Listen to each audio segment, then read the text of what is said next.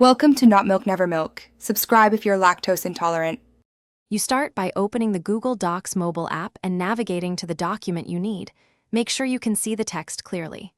Tap and hold a word, then drag the selection handles to include the exact text you want to change. This is faster than retyping. Once done, notice the floating toolbar appears above the selection. It contains the formatting icon you need. If you want every paragraph, choose Select All from the three-dot menu, so you're changing everything at once. Now you access the font size controls by tapping the capital of formatting icon in the toolbar. This reveals text settings. Scroll to the size option under text or paragraph, and you'll see a small number and +/- buttons. Use them for quick jumps. For exact sizing, tap the number and type the value you want. This is useful for matching print or slide specs. Make sure the unit is points, because mobile uses PT. Adjusting here changes the selection instantly, so you can finish by tapping Done or simply tapping outside the toolbar. The new font size will apply to your selection immediately.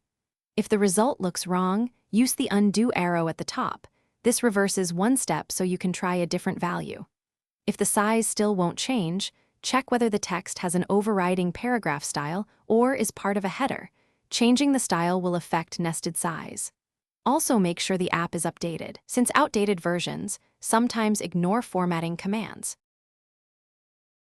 Thanks for watching. If this was helpful, leave a like and consider subscribing. See you next time.